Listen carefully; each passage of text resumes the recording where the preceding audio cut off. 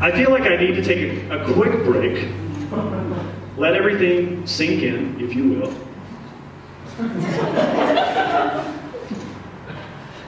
Because honestly right now, obviously it's clear that I'm pretty angry about stuff. I have opinions. And I'm not really sure what the future holds. But I have a friend. I have a friend who has a sense of what might be coming for us. So I want to bring him to the stage right now. Please give it up for one of my best friends, world's foremost observational comic, Tom Foreman. Tom Foreman, everybody.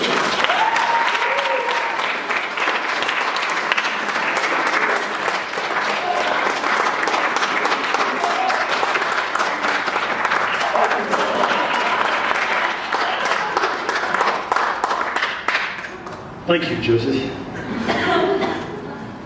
Thank you for having me here. Thank you for such a wonderful introduction. For those of you who don't know me, which should be no one,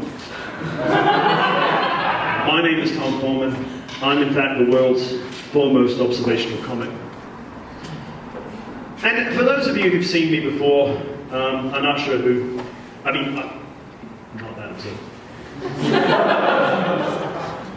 For those of you who've seen me before, you realize I've been the world's foremost observational comic for a long time.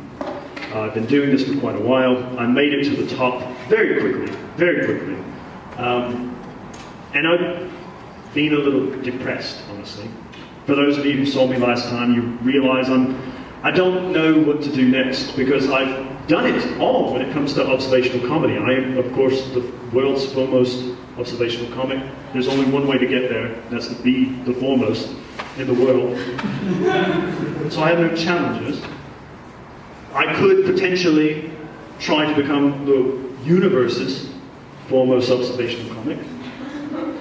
But my fear is that life will be discovered and there will be an observational comic somewhere out there in the universe. And I don't want to do that because it's like you sat at the head of the table and then someone comes up and they're like, no, actually, you're not the guest of honor. You've got to sit over there. And I don't know. Either top or nothing. So I tried my hand last time. Those of you who saw me, I tried my hand at impressions. And I did really well. I was very good at that. I don't want to say I was the world's foremost impressional comic, but I was close, meaning right there. I was it. I'll say. I'm the world's, also now the world's foremost impressional comic.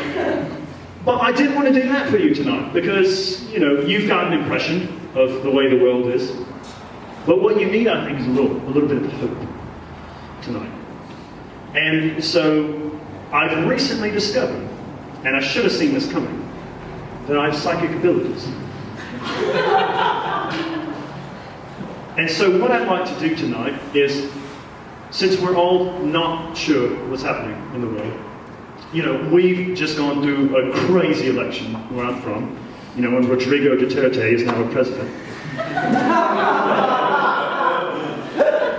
I am from the Philippines, of course. I was born there, I was raised there, grew up there, been around different places.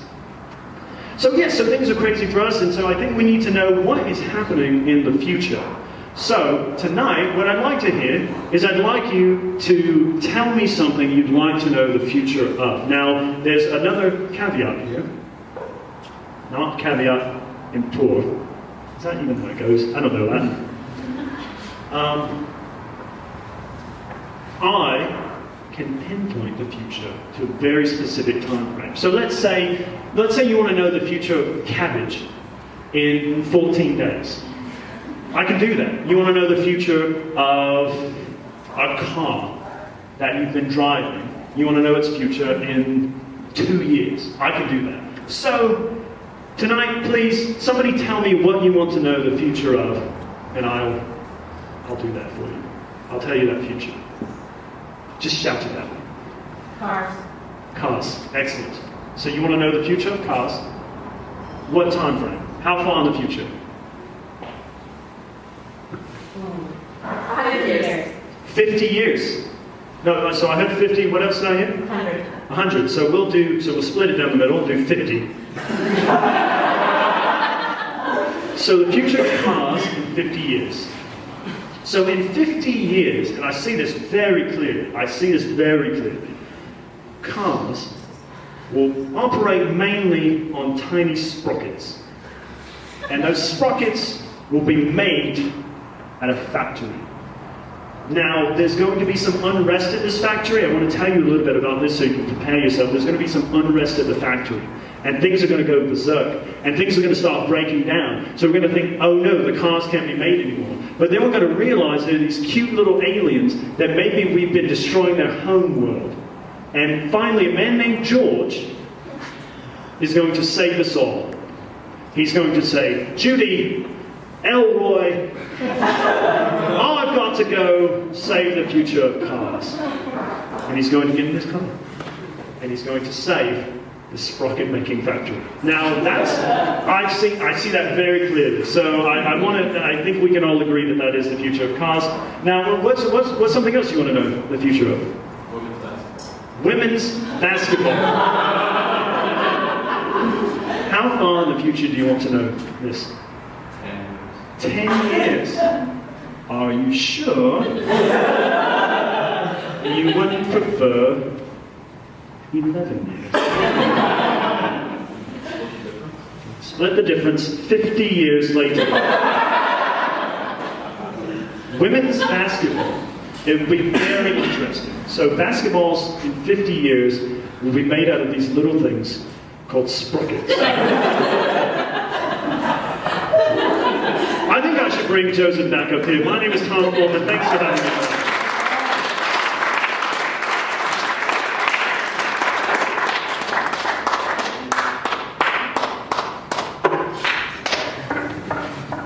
Thanks for keeping it going for Tom Foreman, everybody. Let's hear it for Tom Foreman. I was listening backstage. Those were some insightful questions.